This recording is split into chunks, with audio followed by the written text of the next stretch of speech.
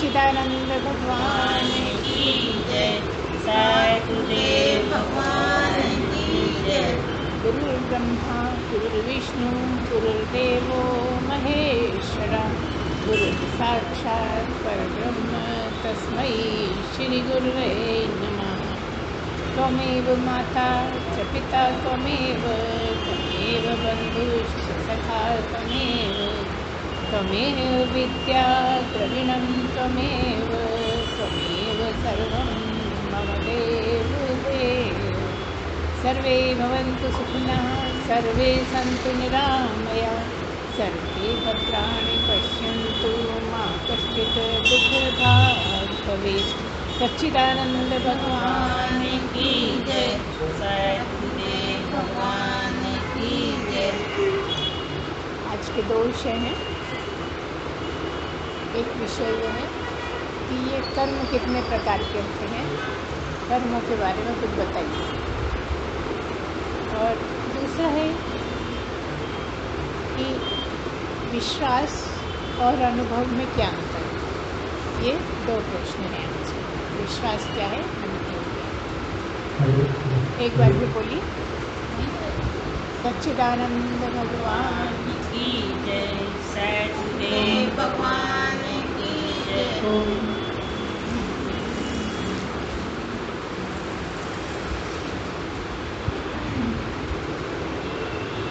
पहला है ये कर्म क्या है, कर्मों की क्या बंधन है, कर्म कितने प्रकार के होते हैं, कर्म का क्या फल है, क्या विस्तार है इसका।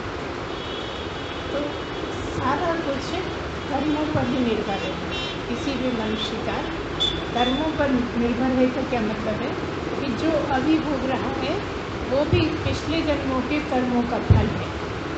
जो अभी चल रहा है जीवन में, तो पिछले जन्मों में क्या कर करके आया है उसका फल मात्र है। भगवान कोई भी अपनी तरफ से किसी भी तरीका उसको भोगने को नहीं दे रहा है।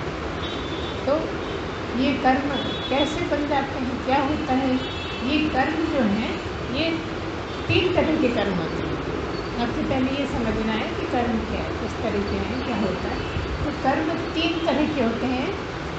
पहला है प्रकार क्रियमाण, है ना। पहला क्या है, क्रियमाण। क्रियमाण मतलब जो अभी कर रहे हैं, जो आजकल परसों में जो ताजे कर्म बने हैं उनको बोलते हैं क्रियमाण।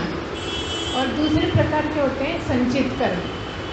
संचित कर्म जैसे कि शब्द से ही पता लग रहा है कि जो हमने इकट्ठे कर लिए, जो कर्म कर करके हमने इकट्ठे कर लिए हैं, ऐसे कर्मों को बोलते हैं संचित कर्म।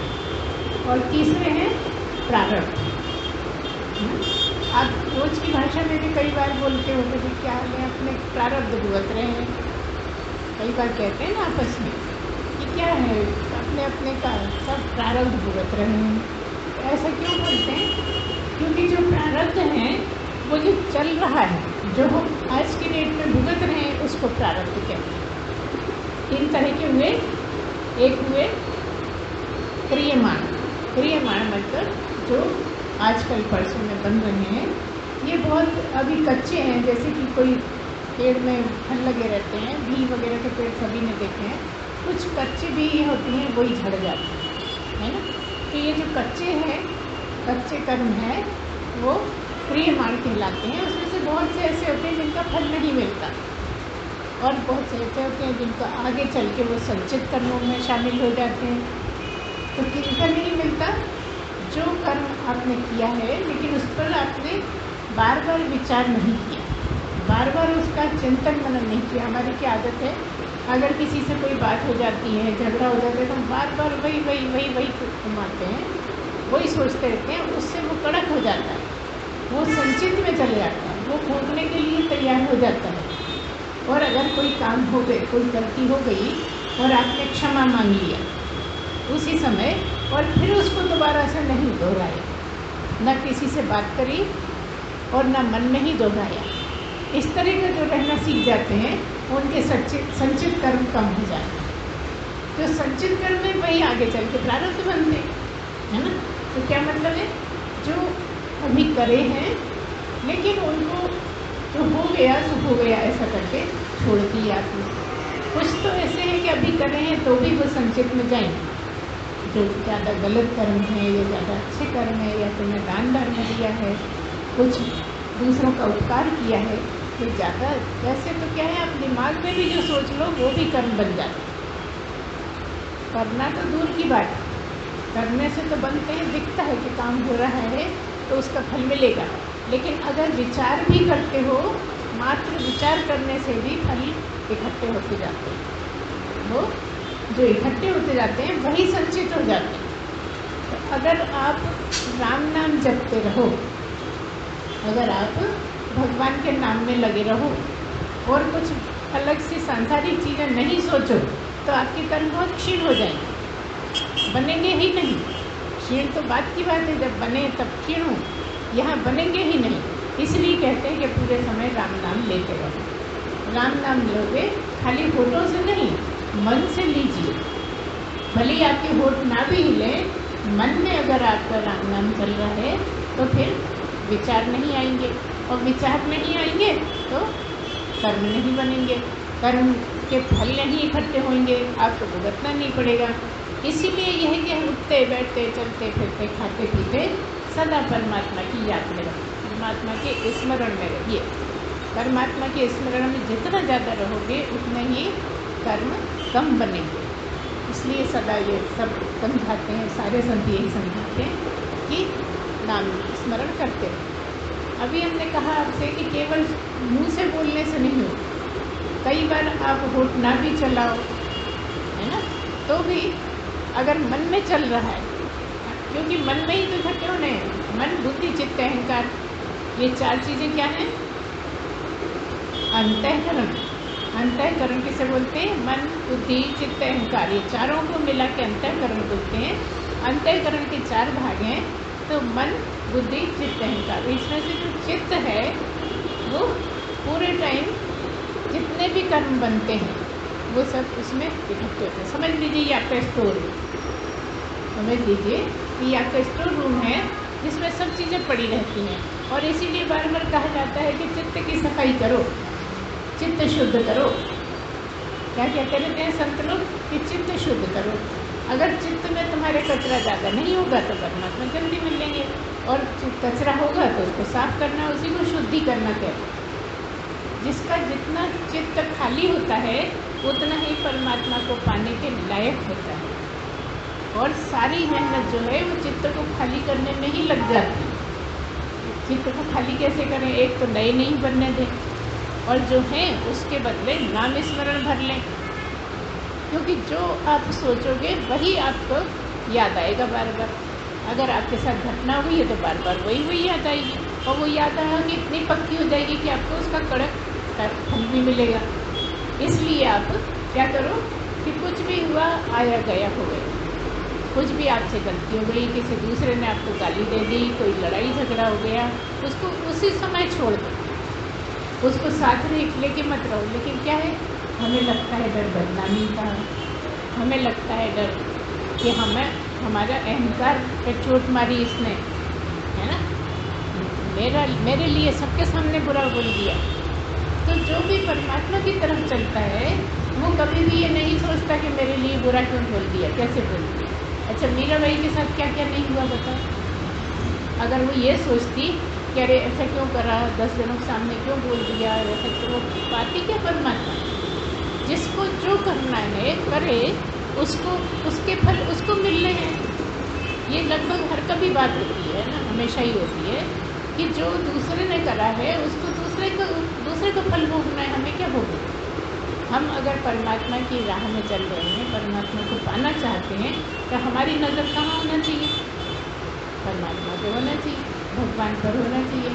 अगर भगवान पे नज़र रहेगी तो हमारे कर्म ज़्यादा नहीं बनेंगे। और भगवान पे नज़र रहे इसीलिए चिंतन मनन और स्मरण किया जाता है। स्मरण लगातार क्यों किया जाता है? ताकि भगवान का ही सोचें, भगवान को ही देखें, भगवान का ही चिंतन करें, भगवान को ही मनन करें, चर्चा करें तो भी भगवान की ही करें, है ना। है तो कठिन, लेकिन इस संसार में रहने के लिए ऊपर ऊपर सबसे मिलते रहो, बात करते रहो और अंदर आपका जाप चलता रहे, ये इतना कठिन नहीं है। अगर एक बार आदत बन जाए तो बड़ा आसान है ये कि अंदर का आपका जाप चल रहा है ऊपर ऊपर। अब इतनी कोई ज़रूरी बात तो नहीं है कि आपको हर बात समझ में आना चाहिए। कोई आपका रोल तो नहीं है, कोई आपकी जिम्मेदारी तो नहीं है कि आपको हर बात समझ में आए। और आप हम तो ये कहते हैं आप टालते रहो ज़्यादातर बात। कोई कुछ भी कहता है और आपको मतलब की नहीं है तो क्या करना, हाँ सुन लिया ठीक है। हमारा तो ऐसे ही रहा शुरू से, ज़्यादा हम नहीं ध्यान देते किसी को। अगर बहुत ध्यान दें तो वो मन में बैठेगी और मन में बैठाना नहीं चाहते आप तो उसको हाँ सुन ली, कुछ भी हाँ नहीं में जवाब दे दिया, नहीं तो नहीं दिया। उससे यह है कि आपके कर्म ज़्यादा नहीं बनेंगे और ज़्यादा इकट्ठे नहीं होंगे। तो बात इसके लिए पूरी वाणी की हो रही है कि जो अभी अभी बने हैं वो संचित में ना हुए। बहुत ही ज़्यादा गलती हो गई है हमसे, बहुत ही हमने किसी का अपराध कर दिया है तो ठीक है, वो आपका बन गया कर्म, वो आपको भुगतना है। कुछ दिन बाद वो संचित कर्मों में चले जाएगा। संचित कर्मों का ऐसे अंदाज लगाइए कि जो संचित कर्म हैं वो जो कड़क हो गए, जो भोगने ही पड़ेंगे, किसी तरह टल नहीं सकते। एक संदूक भरा रखा है, वो संदूक कौन सा? चित्त। चित्त में वो सारे कर्म पड़े हुए हैं, आपको याद नहीं है क्योंकि किस किस जन्म में है, जन्म के हैं, ये आपको याद नहीं रहता। लेकिन हम एक बात विशेष बता दें आपको कि जैसे ही मनुष्य शरीर छोड़ता है सारे याद आ जाते हैं। जिस समय मनुष्य शरीर छोड़ता है तो उसे ये बताया जाता है कि तुम्हारे क्या क्या कर्म पड़े, तुम्हें कहाँ जाना चाहिए, और वही निर्णय लेता है कि अब मुझे कहाँ जाना है, मेरे ये जो इस तरह के कर्म हैं उसको मैं कैसे निपटाऊँगा, कौन सी माँ मिले मुझे कि मेरा अगला जीवन सफल हो जाए। तो वो निर्णय वो स्वयं ही लेता है। जो कहते हैं ना मेरा भगवान, तेरा भगवान, इसका भगवान, कुछ नहीं, भगवान आपके आप ही हैं। लेकिन जब शरीर को पकड़े बैठे होते हैं तो आपको मालूम नहीं रहता। इतनी सी बात समझने की है कि आप ही इंसान हैं, आप ही भगवान हैं। आप ही का एक रूप है जो भगवान हो जाता है। भगवान पहले से ही है, लेकिन जब समझ जाते हैं, जान जाते हैं तो भगवान हो जाते हैं। जबकि एक तरफ आप ये भी कह सकते हैं कोई इंसान भगवान हो ही नहीं सकता, है ना। इंसान तब तक है जब तक शरीर है, जैसे ही शरीर को छोड़ता है तो सब कुछ मालूम है भगवान की तरह, क्योंकि वो भगवान नहीं है। और जैसे ही शरीर पकड़ता है सब फिर भूल जाता है, जो हो रहा है उसके हिसाब से निर्णय लेता रहता है। तो भगवान ने कहा मैंने तुझे बहुत अच्छी बुद्धि दी है, उससे काम ले और सही करे। इसलिए संगत का भी बड़ा असर है। कैसा संगत है, संगत की बहुत चर्चा की गई है। क्यों की गई है? क्योंकि जैसा संगत होगा वैसा आप सोचोगे, और जैसा सोचोगे जैसा करोगे वैसे कर्म बनेंगे, है ना। इसलिए एक चीज़ और भी कही गई है, मनसा वाचा कर्मा। आप जैसे मन से हैं वैसे ही मुंह से बोलिए और वैसा ही कर्म करिए। आपने कई लोगों को देखा होगा जगत में कि कई लोग मन में कुछ और है, बोल कुछ और रहे हैं और कर कुछ और ही रहे हैं। करते हैं ना, समझ में आ जाता है उनको, बार बार मिलो तो मन तो ऐसी है कुछ और, इसके मन में कुछ और चल रहा है, बात कुछ और करता है। ऐसा हम कई लोगों को समझ जाते हैं। लेकिन अगर हम ही कर रहे हैं तो हम अपने को क्यों नहीं समझ पाते? हमारे कर्म के तो हम जिम्मेदार हैं ना। कौन क्या कर रहे हैं इससे मतलब ही क्या है? हम करने वाले हैं, हम ही भुगतने वाले हैं, तो हमें तो अपने ही कर्म संभालने के नहीं संभालते। क्या करना चाहिए? जो गुरु बताता है वो करना चाहिए। जो गुरु आपको जीने का ढंग बताता है, आपकी रहनी ठीक करने के लिए बताता है, उस पर चलेंगे तो आपके कर्म ज़्यादा नहीं बनेंगे। क्योंकि मनुष्य जीवन में कर्मों का ही सारा खेल है। जैसे कर्म कर लिए वैसे भुगतते रहते हैं, और जो इस जन्म में करोगे वो अगले जन्म में भुगतोगे, है ना। जो इस जन्म में कर रहे हो तुम्हें याद नहीं है तुम क्या क्या कर गए, इस जन्म का भी याद नहीं है ना। याद जो आपने खूब रट लिया वो तो इतना पक्का हो गया कि हर कभी सोते में भी बोल दोगे। लेकिन जो आपने नहीं याद रखा, इतना लंबा जीवन, 60 साल 70 साल 80 साल का इतना लंबा जीवन, कितने कर्म हो गए होंगे जो करे हुए थे, और जो हम दिन भर सोचते हैं वो किसको याद है? एक दिन में हमने कितना कितना सोच लिया होगा, क्योंकि किसी क्षण में भी हम बिना सोचे नहीं रहते। और इतना सारा इतना सब जो आपका क्या बोलना चाहिए माल जो है कर्मों का फल के लिए भुगतने के लिए कितना होगा सोचिए। जैसे आप कई बार सोचते हो अरे इतना तो सुन रहे हैं फिर होता क्यों नहीं। इसमें कर्म ही इतने ज़्यादा हैं कि जिसकी कोई हद ही नहीं है और तब भी कर ही जा रहे हैं। कहते हैं कि द्वेष मत करो तो द्वेष करेंगे, वो हमारा स्वभाव है। हमसे बर्दाश्त ही नहीं होता कि कोई हमसे ज़्यादा हो, कोई हमसे ज़्यादा अच्छा हो, ये हमसे बर्दाश्त ही नहीं होता। तो ये कब बर्दाश्त होगा जब आप ये ठीक ठीक समझ जाओगे कि शरीर तो अनेक हैं लेकिन हर शरीर में बैठा हुआ एक ही है। क्या मतलब है? आपकी मैं भी सबकी एक ही है। अभी क्या लगता है शरीर को लेके आपकी मैं अलग, मेरी मैं अलग, आपकी मैं अलग, इनकी मैं अलग, जितने लोग हैं सबकी अपनी अपनी मैं है ऐसा लगता है। तो ये शरीर के स्तर पर है, जो इसमें बैठा है उसमें सबकी मैं एक ही है, उसमें अलग अलग है ही नहीं। उस मैं में अहंकार नहीं होता। अहंकार कहाँ है? अहंकार शरीर को लेकर, अहंकार शरीर है इसलिए अहंकार होता है, नहीं तो शरीर नहीं तो अहंकार कहेगा कुछ हो ही नहीं, आपको तो ऐसा लगेगा। अगर शरीर नहीं है तो है क्या, कोई दिख रहा है क्या? लेकिन तब भी जो आपके चित्त में भरा है वो तो आपको भुगतना है। तो बहुत कुछ कितना सारा खजाना लेके चले जाते हैं। जिन कर्मों के आधार पर आपका अगला जीवन टिका होता है, पूरी जो आपकी किस्मत है, भाग्य है, वो सब कर्मों से ही बनता है। अगले जन्म में आपने कैसा भुगतना है वो इस जन्म के करने पर निर्भर रहता है। अगर आप अच्छा जीवन चाहते हो तो अच्छा करने के रखो, रहनी अच्छी रहेगी। और अगर आप उस पर परवाही नहीं करते, देखी जाएगी जब होएगा। ज़्यादातर लोगों को आप यही कहते सुन लो कि देखी जाए, अभी तो हम ऐसे ही करें, अभी तो हम उसको मारेंगे ही, कुछ भी होता है। कोई क्या भी छोड़ दो, मत करो, जनरेट हो गया सो हो गया, तुम मत करो, नहीं हम तो करेंगे।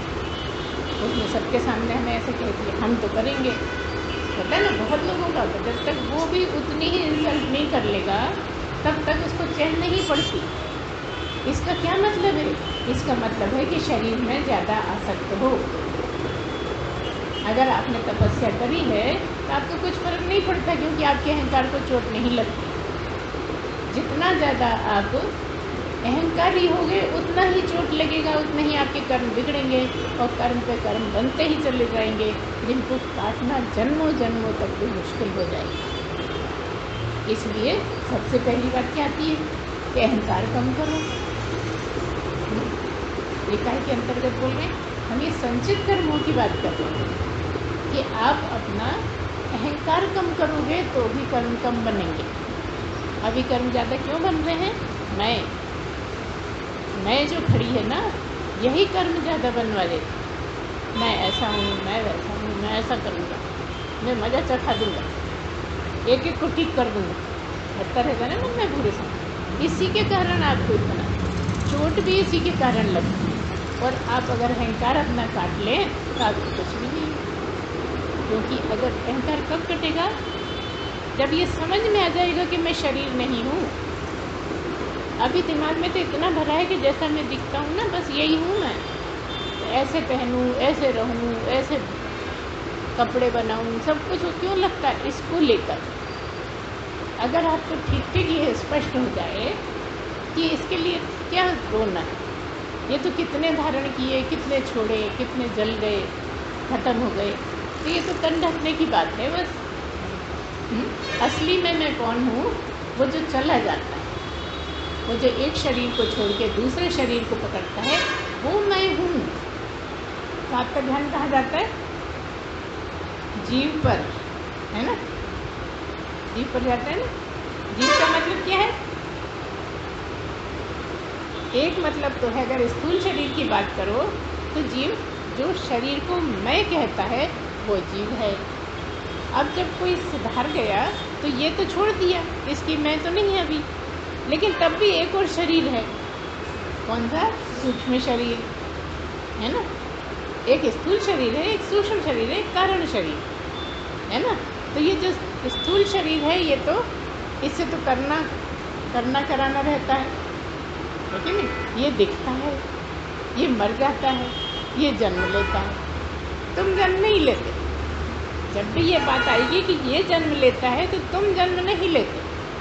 ऐसा नहीं है कि कृष्ण ने ही जन्म नहीं लिया, तुम भी जन्म नहीं लेते, शरीर जन्म लेता है। तो ये जब कब लागू होगा तुम पे? जब तुम उस जगह पहुंच जाओगे तो ये तुम पे लागू होगा कि तुमने जन्म नहीं लिया। तुम तो अच्छा चलो जन्म लिया और ज्ञान प्राप्त हो गया तो अब मरोगे नहीं। समझ पा रहे हो कि नहीं हमें नहीं पता, लेकिन जन्म तो लिया है। ये जन्म सफल कब होगा? जब तुम समझ जाओगे मैं ये नहीं हूँ, और जब समझ जाओगे तो तुम मरोगे नहीं। गहरी बात है, मरेगा ये, तुम नहीं मरने वाले। तुम जान गए कि मैं मरने वाला नहीं हूँ। मैं तो क्या हूँ? जो मेरा स्वरूप है वही मैं हूँ। और स्वरूप का मतलब क्या है? ब्रह्म, परमात्मा, सच्चिदानंद, वो स्वरूप है आपका। दिखने वाला स्वरूप नहीं है, दिखने वाला रूप है। जो दिखता है वो रूप है, और वो मिलता है और छूटता है, मिलता है और छूटता है। तरह तरह के रूप है, कहीं चींटे का रूप है, कहीं हाथी का रूप है, कहीं मच्छर मक्खी का है ना। तो रूप तो बदलते रहते हैं, लेकिन आप नहीं बदलते। बार बार हम क्यों ये बोलते हैं? ताकि आप इतना ही तो समझना है, सारे जो जितने भी सत्संग हैं उसका निचोड़ बस इतना ही है कि तू शरीर नहीं आत्मा है। जो आत्मा सोई परमात्मा। जो आत्मा है तो आत्मा तो इसलिए बोलते हैं कि तेरी आत्मा, मेरी आत्मा, इसकी आत्मा, उसकी आत्मा। लेकिन जो आत्मा सोई परमात्मा। क्यों? क्योंकि ईश्वर अंश जीव अविनाशी। अगर खरबूजे को काटो और उसका एक अंश लिया है तो खरबूजा ये है कि कद्दू लगेगा। तो जो परमात्मा का है ये सब में बैठा हुआ है, तो परमात्मा ही तो होगा ना, कि कुछ और हो जाए। जब परमात्मा ही है सब जगह और वही आपके अंदर बैठा है, हम आत्मा कहते हैं समझने समझाने के लिए, लेकिन वही साक्षात बैठा है। तुम इसको मैं कहते रहे, तुम इसमें उलझे हो तो यही मैं लगती है। लगना स्वाभाविक है, और क्योंकि ये मैं लगती है इसलिए मैं मर जाऊंगा। इसलिए ब्रह्म चिंतन को बहुत ऊंचा माना है। अभी हमने थोड़ी देर पहले क्या कहा कि आपके जो विचार आते रहते हैं उससे कर्म ज़्यादा बनते हैं। बोलने से, बात करने से, कर्म करने से भी ज़्यादा विचारों से कर्म बन जाते हैं। तो अगर ब्रह्म चिंतन करो तो कर्म बनेंगे ही नहीं। अब चिंतन कैसे करें? ब्रह्म दिखता हो तो उसको याद करें, है ना। तो हम तो चिंतन की बात कर रहे हैं। चिंतन का मतलब जो गुरु ने कहा है उसका विचार करते रहो कि ये है तो कैसे कहा, कितना सही बैठ रहा है, मेरी समझ में ठीक उतर पा रहा है, नहीं उतर पा रहा, तो गलत लग रहा है तो बार बार पूछो गुरु से कि आपने ऐसी बात बोली थी, हमें तो जच नहीं रही है, आप इसको और क्लियर करो। तो जितना जितना हम ब्रह्म चिंतन करेंगे उतने ही हमारे कर्म नहीं नए बनेंगे, नहीं पुराने कटेंगे। कितना आसान तरीका है, सोचिए। खाली बनने की बात नहीं है, ब्रह्म चिंतन से कटते भी हैं। सत्संग से क्यों कटते हैं? क्योंकि वही चर्चा चल रही है। और ऐसे में कोई सदगुरु बैठ के कर रहा है तो आप तो वाह वाह क्या बात है, इससे बढ़ के कुछ है ही नहीं। इसलिए ही सदगुरु के सत्संग सुनने का ज़्यादा महत्व है। जो सदगुरु से सत्संग सुनते हैं उनके कटते रहते हैं, और जब वो सुनाता है तो वो बातें आपके दिमाग में घूमती हैं, और जब घूमती हैं तो चिंतन होता है, और जब चिंतन होता है तो कर्म बनते नहीं। कितना आसान तरीका है। और जो संचित हैं उनको भोगते रहना पड़ता है। कुछ हम बनाते हैं, कुछ परमात्मा भोगने के लिए परसता रहता है। जो हमारे पड़े हैं हमें तो पता नहीं है, हमें याद नहीं है किस जन्म में क्या क्या बनाए आए हैं, तो वही सामने रखता रहता है। जो भोगने को दे देता है उससे हम बच नहीं सकते। लोग कितना भी लें बच नहीं सकते। जो उसने परोस दिया, जो हम अभी भुगत रहे हैं वही हमारा प्रारब्ध है।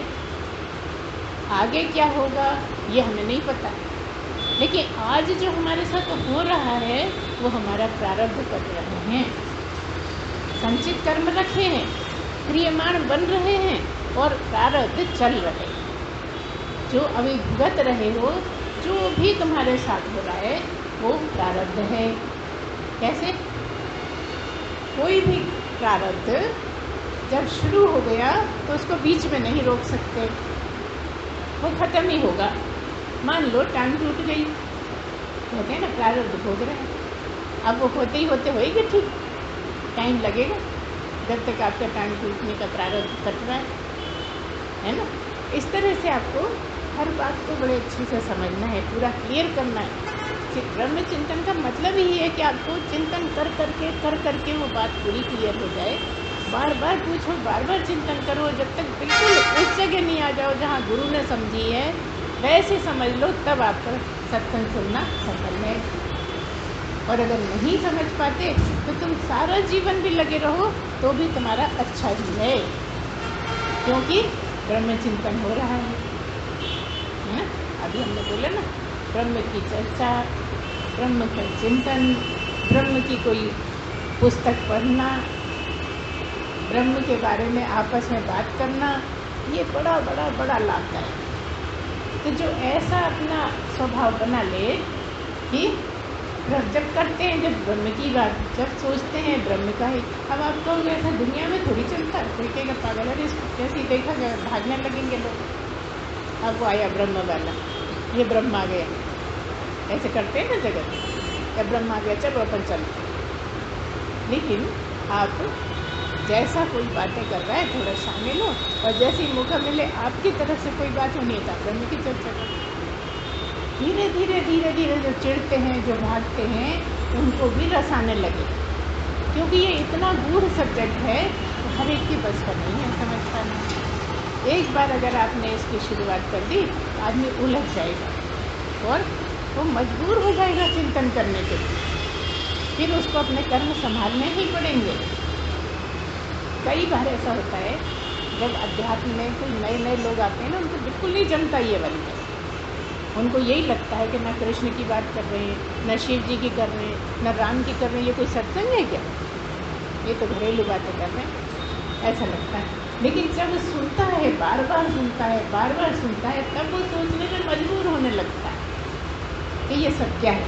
फिर धीरे धीरे उसको रस आने लगता है, फिर इतना रस आता है कि नहीं सुनता है तो बेचैन हो जाता है ना, बीमारी हो जाती है सुनने। अब ये बीमारी अच्छी है कि बुरी है, आप लोग देख लो, है अच्छी है कि नहीं है। जिसको मजा आ रहा है उसको तो बहुत अच्छी है, 100 काम छोड़ के आएगा सुनने के लिए, है ना।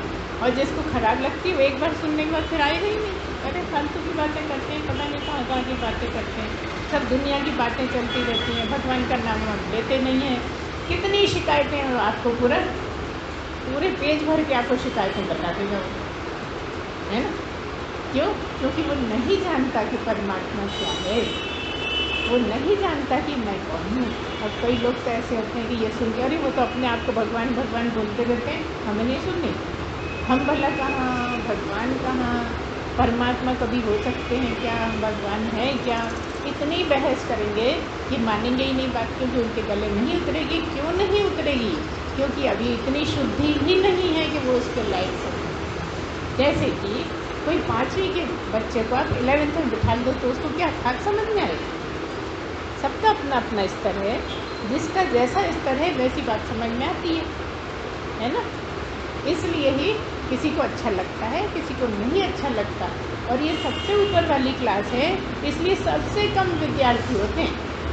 जैसे आप स्कूल में भी देखेंगे ना, तो प्राइमरी में तो भर रहा है ना, हर कोई प्राइमरी तक पढ़ा रहता। तो फिर BA में भी कर रहे हैं। पहले जब हम छोटे छोटे थे ना, तो बहुत ज़्यादा तादाद में ऐसे मिलते थे जो कहते थे हम 5वीं पास, मतलब 5वीं पास ये बहुत बड़ी चीज़ होती है ना।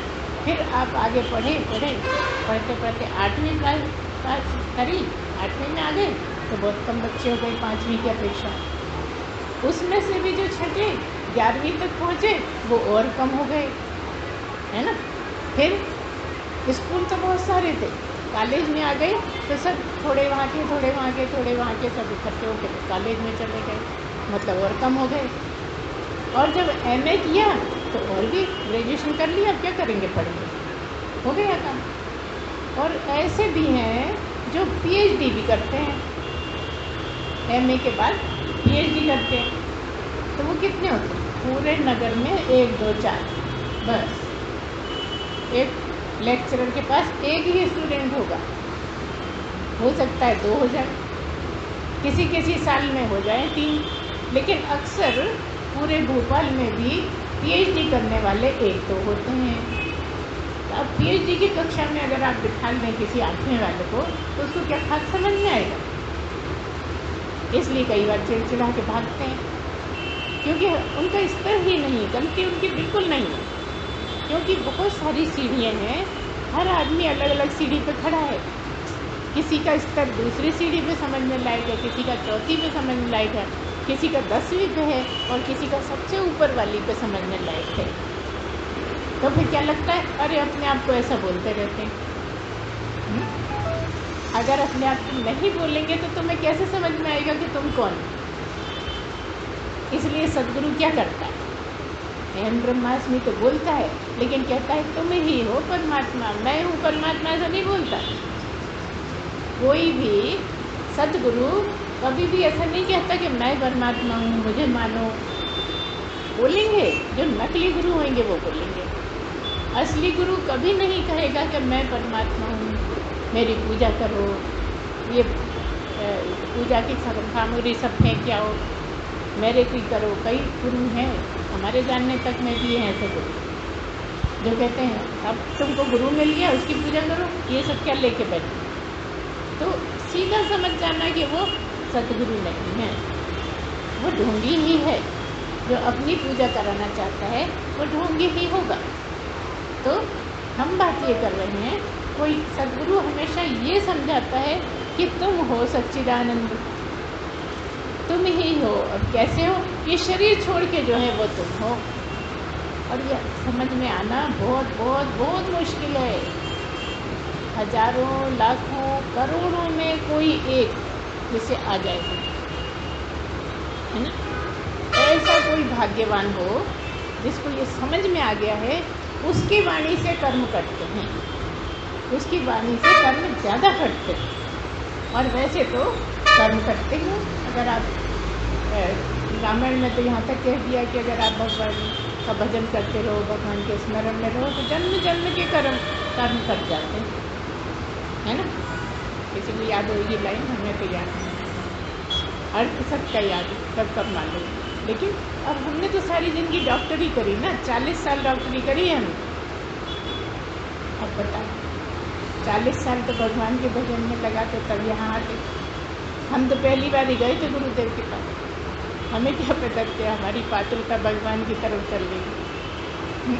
तो हम ये कह रहे हैं कि कर्म करो, जितना भी बने कर्म करो, सच्चाई से करो, भक्ति से करो, ईमानदारी से करो, आप उसी तरफ जा रहे हो। भले ही राम नाम लो न लो, भले ही कृष्ण का नाम लो न लो, ईमानदारी रहे, सच्चाई रहे तो परमात्मा ही है।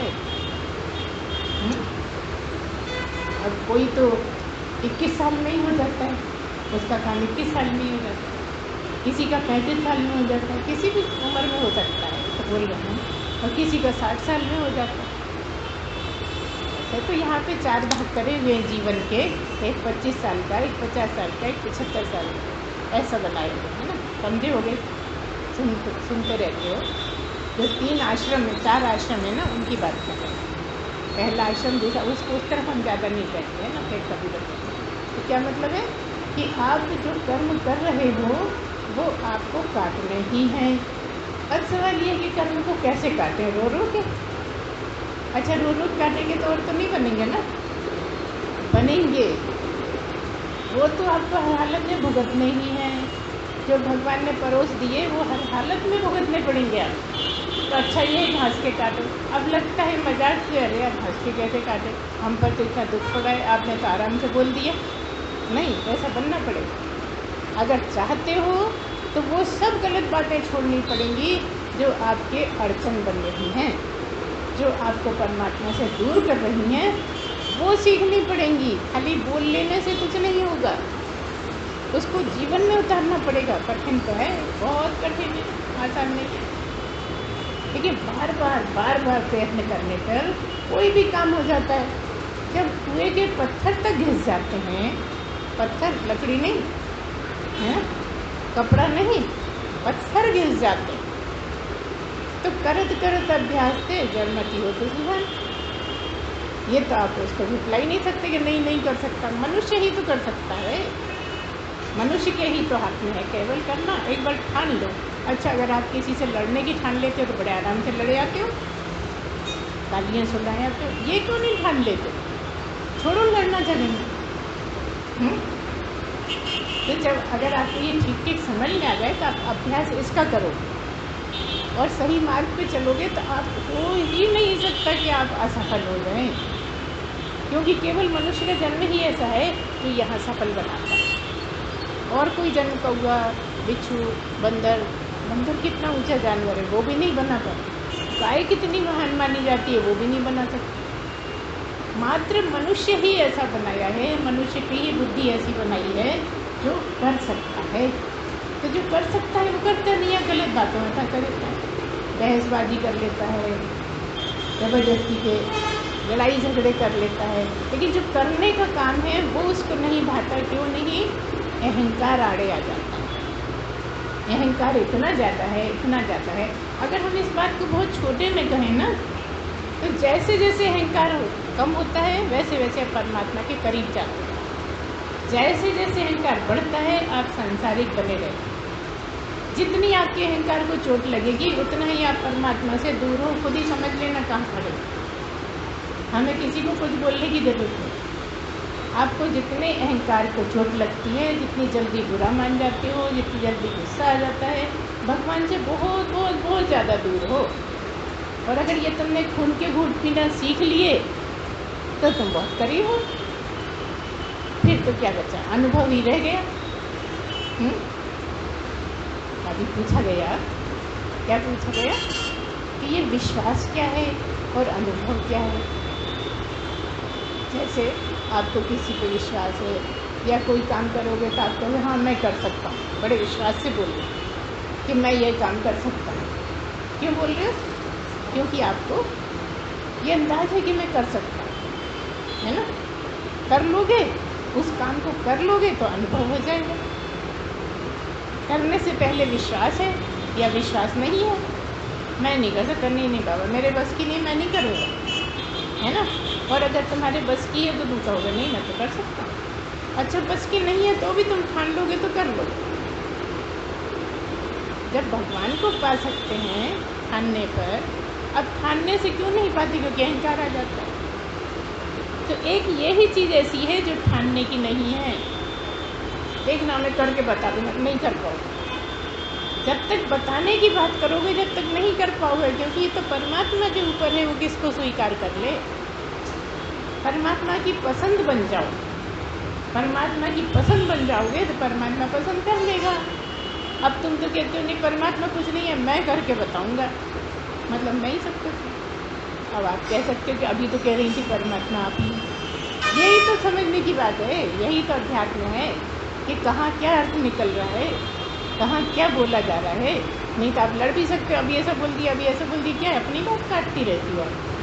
आपका क्या खाक सुनने सत्संग, तो ध्यान से सुनेगा, उसे सब समझ जाए कि अभी जो थोड़ी देर पहले बात हो रही थी उसका क्या मतलब है और अभी हो रही है उसका क्या मतलब है। तो अध्यात्म में जो जितना ज़्यादा ध्यान से सुनता है उतना ही समझ में आता है। शुरू में ना भी आए, लेकिन धीरे धीरे समझ में आ जाता है। जैसे हम कई बार आपको एग्जाम्पल बताते हैं कि हम कहते हैं कि तुम मर जाओगे, गलत तो नहीं है, तुम्हारी दृष्टि से सही बात है।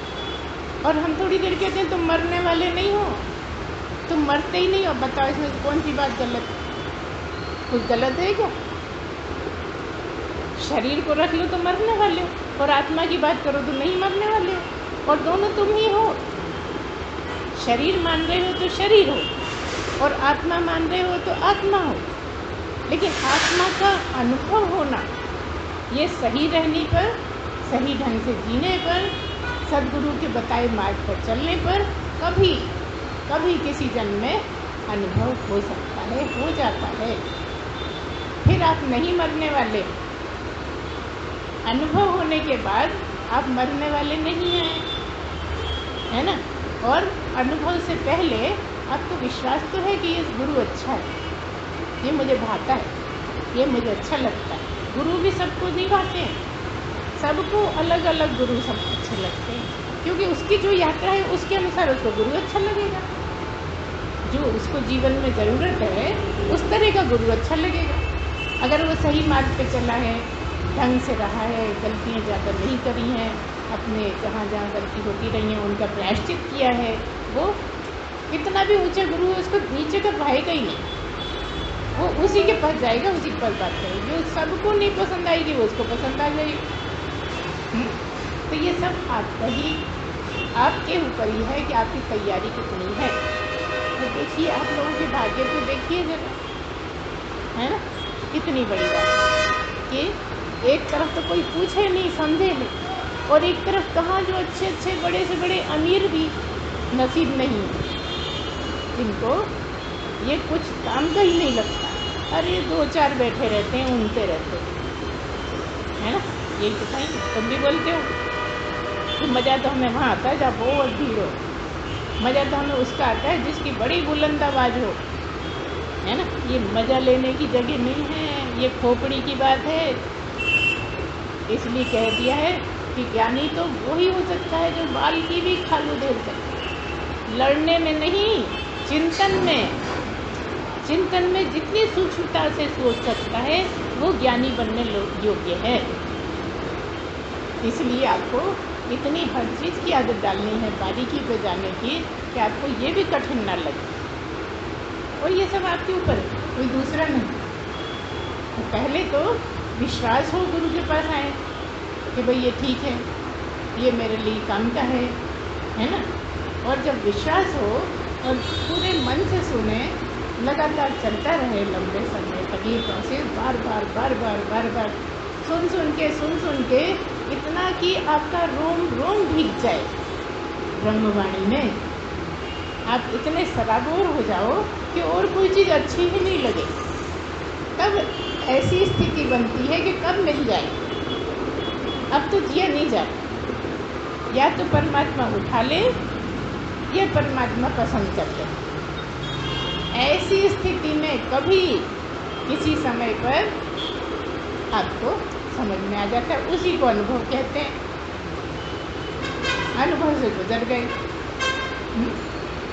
अनुभव से गुजर गए। अब गुजर तो गए, लेकिन आपको समझा नहीं सकते कि अनुभव है क्या, वो कैसा क्षण था, वो कैसा लगता था, शब्दों में नहीं बोला जा सकता। कितना भी कोई जूझे, बताओ तो भी कैसा लगा था, बताओ तो अभी कैसा लगता है, नहीं बता सकते। इसीलिए सद्गुरु को पहचानना मुश्किल है। सद्गुरु सबसे बेकार आदमी है दुनिया में। पसंद आएंगे तो गुरु आएंगे, सद्गुरु नहीं आ सकता। सद्गुरु तो किसी बिरले को ही पसंद आता है। कोई होता है जैसे लगता है नहीं बस इसी के पास बैठना है ना, यहाँ भीड़ का काम ही नहीं है। तो इस तरह से आपको अनुभव में भी, अनुभव और विश्वास में भी अंतर पता लगा। तो आज हमने बहुत विस्तार से नहीं बताया, जल्दी रेलगाड़ी चलाई, क्योंकि हमें आज 7 बजे जाना है ना, और 7:15 बज गए। जो आपने सब्जेक्ट दिया है वो तो पूरा करना था, तो हमने जितना हुआ आपको समझाया। आपको इस पे जो भी प्रश्न पूछने हो अगली बार पूछिए, कुछ छूट गया हो तो फिर वो भी पूछ लेना, हो सकता है छूटा, क्योंकि जब फास्ट गाड़ी रहती है ना तो हर स्टेशन पे नहीं रुकती है ना, और पैसेंजर हर स्टेशन पे रुकती, तो कई बार 2-3 घंटे लेट भी हो जाते। अब टाइम से पहले पहुंचना है तो हमें तो लेट ही हो गई ना। ठीक है, आज इतना ही, वाणी को विराम देते हैं। बोलिए सच्चिदानंद भगवान की जय, सद्गुरुदेव भगवान की जय। पूर्णमदः पूर्णमिदं पूर्णस्य पूर्णमादाय पूर्णमेवावशिष्यते। ओम शांति शांति। सच्चिदानंद भगवान